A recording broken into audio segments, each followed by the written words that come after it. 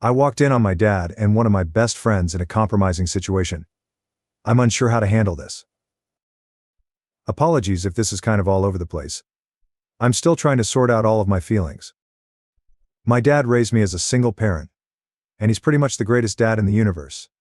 He's my best friend, and we do everything together, hobbies, you name it. He's always the one I go to for advice to vent. Very approachable, kind-hearted, understanding, open-minded. Anyway, he's awesome. While I was growing up, he had a few short relationships, but nothing that lasted more than a month or two. He always told me that I was the only girl for him. But TBH, I think he never really got over my mom died from complications in childbirth. My friend Jess, not real name, is also one of my best friends. We met at university, and have been very close for years, always had each other's backs, always been 100% honest with each other. I'm not currently in a relationship, but if I was ever to get married, I'd always thought Jess would be my moe. So anyway, this past weekend, now that quarantine is winding down Canada, I brought 3 friends up to our family cottage for the weekend, while the weather is still good, and because we're anticipating having to go back into social distancing mode once schools reopen. The same weekend, my dad and his cousin, who share ownership of the cottage with a third cousin, were also up there fishing. It was actually a total coincidence that we were up at the same time, didn't know we would be till this past Thursday. It's a really big cottage though, so no biggie. There's tons of room for everyone. Dad's grandparents were loaded. A good time was had by all until Saturday night, when I woke up at like 4 a.m. to go to the bathroom, but noticed a light on downstairs and heard people talking. Decided to go see what was up. Only when I got to the kitchen, I was greeted with the sight of Jess riding my dad. I bleached PLS. I freaked out and ran back to my room. And I was basically crying, I think. I'm not too sure, TBH. A minute or two later, my dad came up to talk to me. Apparently they've been doing this for over a year. He said that she initiated it, which I do believe, because Jess has always been a bit promiscuous, if I'm being honest. And like I said, Dad hasn't really been with too many women since Mom died, and my friends always tell me my dad is attractive. He also said they've never done anything before when I was around. But they hadn't seen each other since quarantine started, so when they realized they would be up at the cottage at the same time. Well, yeah. He told me he would put a stop to it if it made me too uncomfortable, but that he really likes her and the feeling is apparently mutual. I told him I would need some time to process things. I drove home myself Sunday morning and I haven't spoken to him since. Jess has tried to reach out, but I've been too weirded out to respond. I think I find it especially weird because Jess and I look very similar, to the point that we're frequently mistaken for sisters. My other 2 friends who were there have no idea what happened that night, and they're also looking for answers, but I haven't said anything to them about it. I don't know what to think about all of this. My dad and Jess are basically my 2 favorite people, and they do have a lot of interests in common. I'm also realizing in retrospect that my dad has seemed happier this past year than he has in a while, and that Jess hasn't been involved with any other guys the whole time, which is unusual for her. I know the age gap is big, but ideally I would like them both to be happy, but at the same time it's just... I just really feel weird AF and kind of gross about the whole thing. PLS help. Edit to all the people asking if it's possible my dad is attracted to Jess because she looks like my mom. I dug out some old photos of my mom that I haven't looked at. I'm years and... Wow. I never made the connection because they have completely different hair. But yes. Jess is the spitting image of my mother. She looks more like my mom than I do. In the meantime, I've told both of them I want a few days to myself before I see either of them, and they're both very understanding. Both have also independently told me how sorry they are, and that they will stop seeing each other. I will make an update post once I've had a chance to talk to each one in person. Thank you all for the well wishes. Walked in on my dad and friend banging. Apparently they've been doing it a while, and are possibly in a relationship. Comment 1. That's such a tough situation to process, and it's totally okay to feel weird about it. It sounds like both your dad and Jess care about you and are willing to give you space, which is a good sign. Comment 2. It must be overwhelming to have both your dad and your friend in this situation. Take your time to sort through your feelings, and don't hesitate to talk to them about how you feel when you're ready. Your comfort is important. Update. Hi, so I don't know if anyone remembers or cares about this post I made last year, but I said I was going to update and never did. Well, there's been some big developments since then, so here we are. First off, updated ages: I'm now 24, Jess is 26, and Dad is 48. So after a few days after my first post, I met with Jess again in person, and we talked about what happened. Basically, she and my dad got talking on my birthday in 2019. They're both big fitness nuts and Dad had been looking to get into rock climbing, which Jess does, so she offered to take him, and eventually I guess they ended up as sort of an unofficial couple. The whole time they'd been together they both felt guilty about hiding it from me. But she kept going because she'd never felt as good about any other relationship than she did with my dad. And I believe her. She usually gets bored of guys and moves on pretty quickly. But during that whole period I don't recall her seeing any other men, which in retrospect was a bit odd. Anyway, they used the lockdowns last year as a convenient excuse to try and end things between them. But then later on when they saw each other at the cottage, it just sort of clicked back into place, leading to the inciting incident. Jess apologized over and over and said it was never her intention to hurt me, especially not the way I found out about them. She also told me after I left they broke up for good and would not see each other anymore. We both got very emotional and cried. She was so afraid that she'd completely ruined our friendship, but honestly I was afraid of the same thing. I loved Jess so much and I didn't want to lose her either, so we agreed to put it behind us. Then a little while later I talked to my dad again, and we made up too. The thing is though, I still felt pretty shitty. Because during each of our talks I asked both of them if it wasn't for the awkward situation with me, could they see the relationship continuing long term? And both said yes. I would absolutely hate to be the one standing in the way of these two, my two favorite people, being happy. So after my talk with Dad I basically told him if he wanted to keep going with Jess to just go for it. And I would try not to be weird about it. He was resistant. But I assured him I'm a big girl. And I will be okay. I called Jess and told her the same thing. So they got back together, but officially this time. It was definitely very disorienting and awkward at first for my best friend to be dating my dad, but honestly they really are a pretty perfect fit, and it just feels very natural now. So what if the two people I love most are also in love with each other? I don't see a downside. My relationship with Dad hasn't changed at all, and if anything I feel closer now to Jess than I've ever been. The only difference is that she doesn't share details from her sex life with me, like she used to, LOL. Not that it'd even be that shocking. I mean, I have caught the live show. It took a little while longer for some of our friends and family to get used to it. Mine and Jess' friends took it fairly well actually. One of the other girls who was at the cottage with us saw my original post on Reddit and figured everything out before being told. Some other members of my family are probably still a bit weirded out, but they don't really say much. Dad's guy cousins occasionally poke fun at him, but that's the extent of it. I sometimes get questions from people who think I'm like crazy or something for allowing their relationship, but I just say that they make each other happy, so I'm happy for them. The only person who's still super bent out of shape about the whole thing is Jess' dad, who apparently said he was going to go kick my dad's ass, which is honestly really funny. 'Cause, I mean, no offense to the guy, but my dad is like 20 years younger and in much better shape.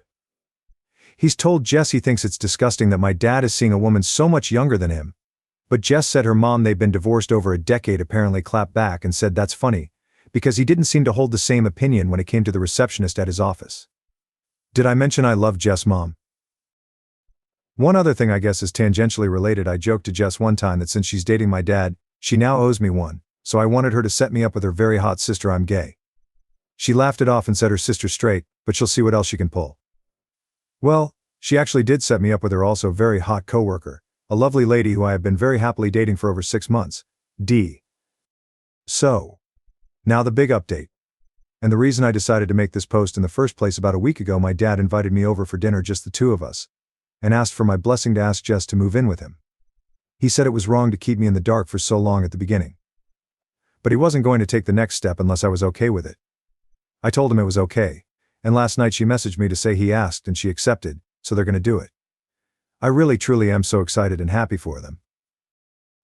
Anyway, I guess I just wanted to give anyone who still remembers an update, and to say thanks to all those who offered their support to me the first time around, including those who DM'd me with advice or support. It meant a lot to me, and some of the responses I got helped a lot to process what I'd learned and seen, but also to help me realize that it's not all about me and my feelings, that there are two other adults here.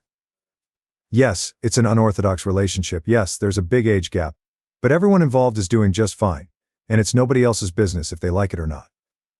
For me, this was a happy update, and I guess just a bit of proof that not every Reddit relationship drama story has to end up toxic AF.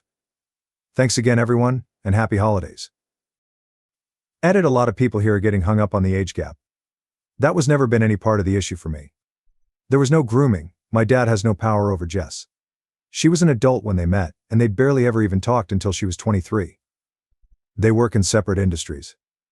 Jess makes plenty of money on her own, so she isn't using him for cash or connections. The biggest problem before was the lack of transparency, and both have apologized for that to my satisfaction. So what's the issue? My girlfriend is turning 32 next month. Is that an issue as well? Weird hang-ups, guys. I thought this was going to be mostly about positivity. They sort of broke up. I sort of got them back together. Now they're moving in. Now, for the next story. AITA for not feeling sympathy for my ex-wife's affair partner after she groomed and abused him. Long backstory, so bear with me. My 34 male ex-33 female admittedly had a ton of red flags when we started dating. She was my serious first relationship and I wasn't always very confident or outgoing compared to her, and I'll always be kicking myself for practically dancing into the arms or a narcissist. We got married way too young at 24 and 23, and the next several years were spent with her demanding my entire life change at her whims, mood swings, gaslighting when she seemed to be carrying on emotional affairs, isolating me, arguments out of nowhere, nights sleeping on the couch. Financial abuse. Her family is very well off, and they foot the bill for the wedding and our house, demeaning comments and general emotional abuse. One other thing was she was always more sexually adventurous and always wanted to try newer and weirder things. I'm a little open-minded but sometimes had to set firm boundaries with her, or shut her down when it got too uncomfortable. This is important for later. Back then I thought by just dealing with it I was being strong and protecting our marriage. If I could go back in time I would kick my younger selves. 2 years back things came to a head. It came out she had been carrying on a full-fledged affair with our neighbor's son who had only been 18 for around 6 months. We knew this kid since he was 16.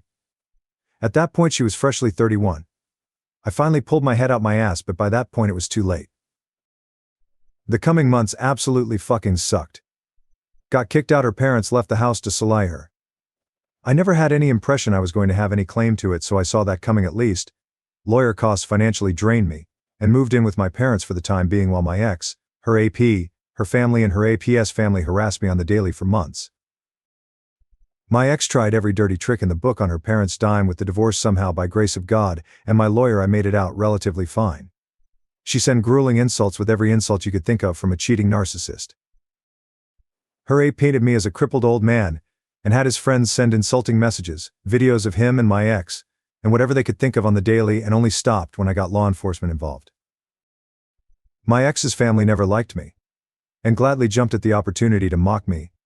And the APS family, who obviously saw dollar signs regardless of the greater context, had no problems joining in to score points. This brings me to around 3 weeks ago. By then 2 years had gone by, with me back on my feet, a year of therapy under my belt, a new job, a new sense of confidence, and recently a new girlfriend. Bit of info: I never left the area. My family only lived a couple of hours away from where my ex and I lived. My job is going too well to risk getting up and leaving for parts unknown. Because I was in the same area, I got little tidbits of info regardless if I wanted to hear or not. I know the APS family moved away, he moved in with her, and the world slowly saw less and less of him. To sum it up, I got called by his family to see him in the hospital. I don't know all the details, but basically roughly over a month ago my ex's AP went dark. Over a 5-month period they slowly heard less and less of him, but a month back they lost contact. Why it took them this long to raise hell is beyond me, but I imagine a family that would allow their son to be groomed for money isn't great at ensuring their son is okay. Police stopped by her house for a wellness check, only for him to answer the door looking like The Walking Dead. The police found him, from what they describe, practically in hell. He had been routinely beaten and sexually abused nonstop for God knows how long. The whole investigation has opened a black hole of craziness. I've asked around for more info and got little tidbits, but not much. It was found that multiple people were involved and allegedly there are videos of what they were doing to him. They found evidence of God knows how many drugs and substances were being pumped into him. My ex and whoever else was involved are facing longer and longer sentences the more they find out. His family wants me to visit him as he wants to make amends. He wants to apologize. He's broken, he's scarred for life, he's suicidal. Whatever reason they can spew out to bring me to him, they've said it. But why should I be dragged into this shit? His own family allowed, practically sold him. My ex's family seem to actually have had no knowledge of this, and are practically scraping their hands clean and throwing her to the wolves. But I have to step back into this? I get he was groomed. I get he was influenced. And I understand some truly awful stuff happened to him. But why should I come back of all this and let the people who hurt me know all is forgiven? They've been harassing me about this nonstop now, and even family think I should talk to him. Minor update, I guess posting about this gave me the kick in the ass to communicate with my family. Mainly it's my parents who are encouraging reaching out. They explain their reasoning to me, and it makes sense where they are coming from. They are simply worried that if I try and ignore them, it will kick off another year-long harassment campaign from them. They saw how messed up I was last time I went through this, and they simply wanted it to end quickly, so I didn't go through the same shit again. I have assured them there's no way they'll be able to go through with that again, and worst case scenario, I'll change my number again. They understand and have stopped pushing. Comment 1. It sounds like you've been through an incredibly tough situation, and it's completely understandable to feel conflicted about this. You owe it to yourself to prioritize your healing and well-being. Reconnecting with your ex's AP could reopen old wounds. Comment 2. 2. It's great that you've got your family's support, but ultimately, the decision is yours. You've worked hard to move on, and it's okay to set boundaries. If meeting him feels like it could disrupt your peace, it's perfectly valid to say no. Final update. I'm gonna bow out of the situation. No dramatic confrontation. No big show to everyone. Just gonna have my lawyer draw up a statement requesting to be left alone, and he'll double check making sure I won't have to be involved in any proceedings in the near future. From the brief chat I had with my lawyers so far, there's no real logical reason for me to be involved unless either side was getting desperate. Regardless, I have pages of documentation from way back showing my concern towards his age, as well as clearly stating I was not involved in what transpired since then. I understand many of you wanted something more dramatic, but that's just how it is. All the loose ends are wrapped up and I'm moving on. Bonus. I won't be deleting the account yet, despite what I claimed earlier, just in case something comes up or happens. However, do not expect court updates, as that takes a very long time and I most likely won't have any involvement. I can share a couple theories from people I have heard about what is happening. These are all bits of info passed down by mutual of mutual, and have been going through a game of telephone for weeks, so please assume these are either wildly exaggerated or outright BS. AP's family and ex-in-law's family are all prepping to stab each other in the back, as each seem to be holding on to dirt to use against the other. Possibly knowledge of the affair going on before 18. X, in retaliation for being abandoned, has knowledge of, and I quote directly from the messenger, tax stuff regarding her parents. It isn't some big thing that would be federal, probably just some money out of their pockets down the line. Her family aren't powerful, just well off. There is no big trafficking ring or larger scale operation going on. It was just 4 or 5 freaks who found each other online that she gathered. This seems more plausible. Ape's father is bordering on having to be placed under suicide watch. Ape's mother apparently had reservations from the beginning, pretty much got bought off, and is now livid and considering divorce. AP is trying to get his friends for support, and they are bailing. Some of these guys were part of the original harassment campaign way back and have apparently realized the error of their ways and don't want to step back in. One of his abusers from the group got a knock at the door by the police at home with his wife and kids and killed himself on the spot. This has also been called out as fake by another person. And there is no evidence this happened, but it's still in a gray area, as no one knows the names of who was involved. Just the number of people.